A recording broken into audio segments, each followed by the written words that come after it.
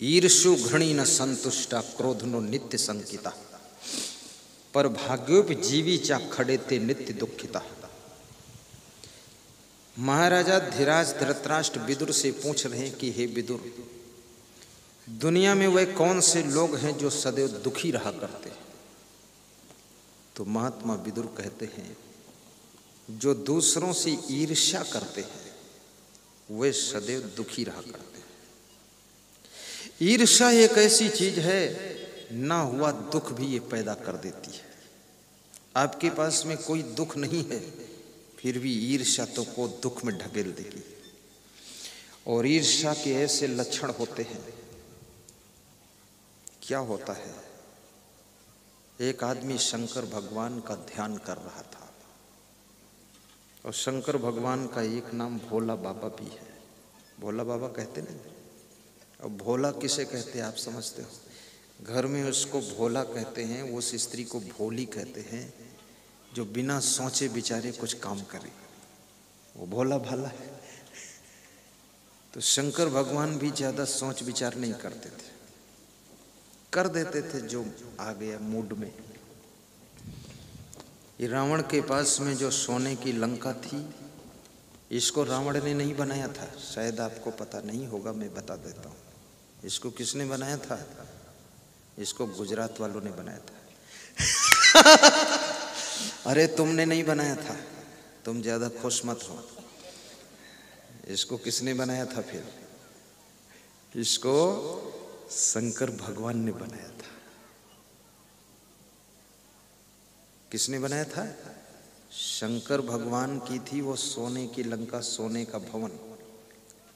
ये रावण जैसे खुराफाती लोग, उत्पाती लोग, व्याघाती लोग, धमाल करने वाले लोग, ये सोने की लंका बनाना तो दूर है, उसको बचाने की बुद्धि आ जाए वही बहुत बड़ी बात है। बना तो सके नहीं, बचा भी नहीं सके और राख हो गई।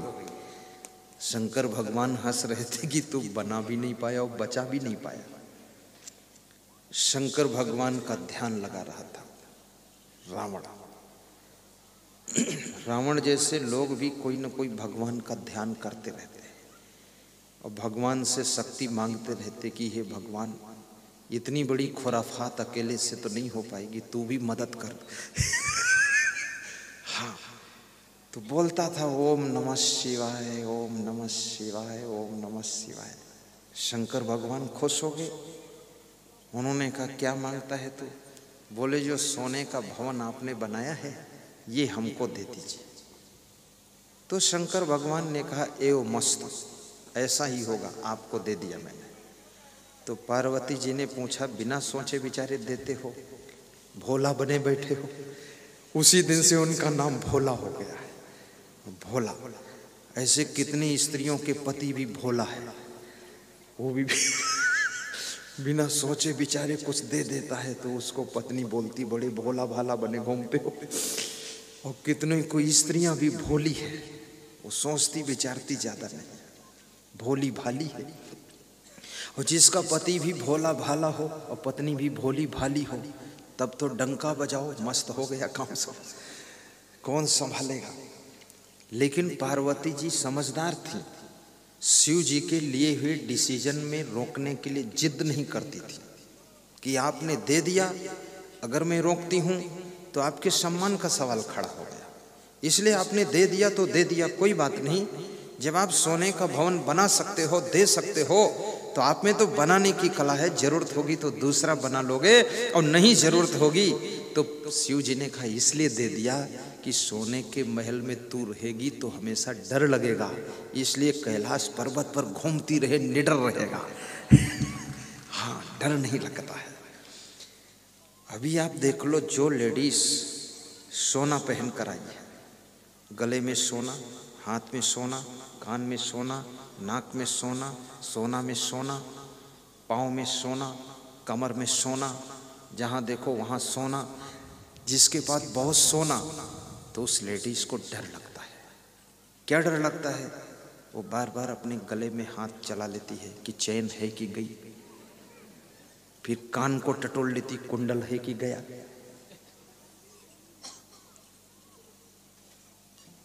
फिर जहां जहां सोना है हर 5 मिनट में उसका दिमाग जाता है। ये सोना कोई मामूली चीज नहीं है। सोना ज्यादा बढ़ जाए तो शरीर का सोना खत्म हो जाता है। हाँ, इसलिए जब ज्यादा सोना बढ़ने लगे तो पाठ में जो विराट सत्संग हो रहा है, ऐसे सत्संग में थोड़ा सोना दान कर देना ताकि अपना सोना हराम ना हो। सोना चांदी भी दान करना चाहिए। कौन सी चीज का दान करना चाहिए? क्या दान करना चाहिए? जिस चीज से तुम्हारा ज्यादा लगाव है, ज्यादा जिस चीज से तुम प्रेम रखते हो, जिस चीज को तुम छोड़ना नहीं चाहते हो, जिसको हमेशा अपने पास रखना चाहते हो, जिस चीज में तुम्हारी आसक्ति बन गई है, तो भक्ति का मतलब है, भक्ति वही है जो आसक्ति को तोड़ दे और मस्ती को पैदा कर दे, उसी का नाम भक्ति है। तो जिसमें आसक्ति है उस चीज को दान कर दीजिए तो आपकी मस्ती वापस लौट आएगी। थोड़ा जोर से ताली बजाया करो।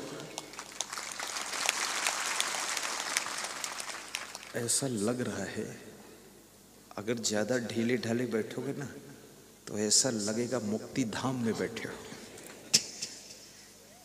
ऐसे जोर से मारना चाहिए। ताली बजाने का फल अलग से मिलेगा अल्पेश भाई। हाँ, अल्पेश बहुत खुश रहता है।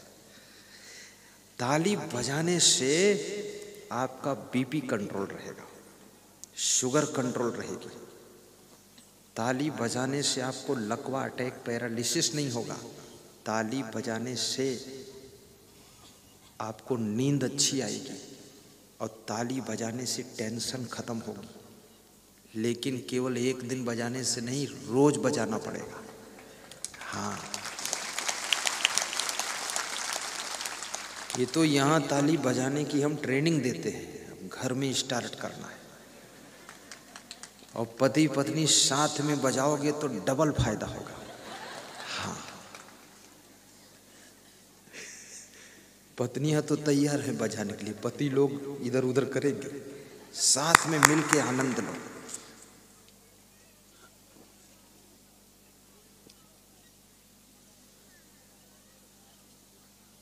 साहिब बंदगी बोलो, कहो साहिब बंदगी।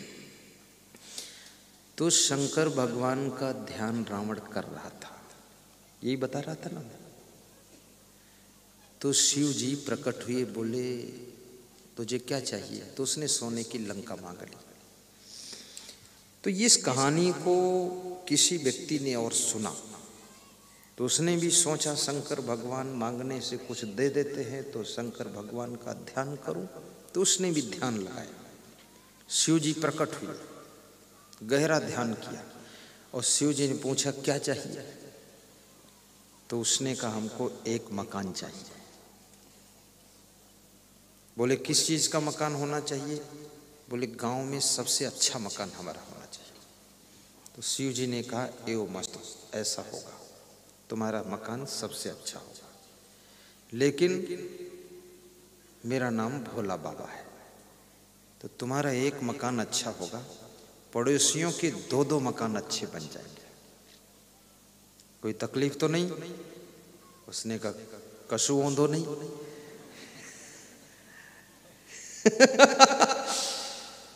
तो जब वो घर आया उसने देखा उसका एक मकान अच्छा बना हुआ है। अंदर प्रवेश किया, पत्नी बच्चे सब खुश हो गए।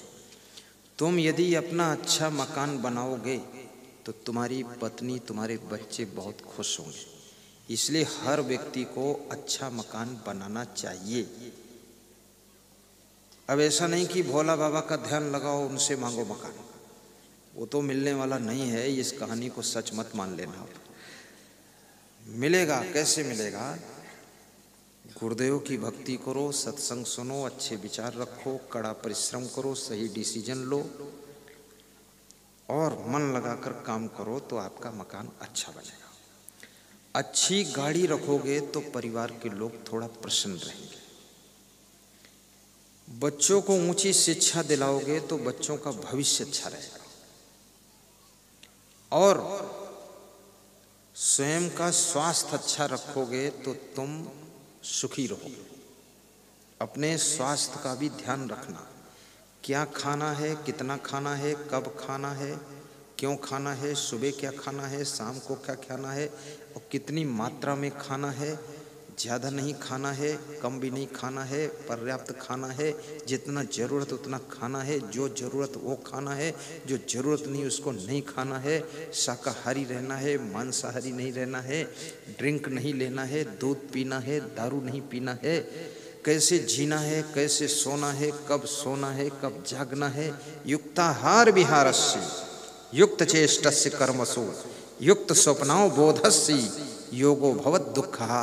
कृष्ण कहते हैं जिसका आहार विहार और कर्म और शयन जागरण यथा योग्य है वह व्यक्ति सुखी हो जाता है, वही योगी बन जाता है और वही व्यक्ति दुखों से पार हो जाता है। इसलिए आहार विहार सुधारिए।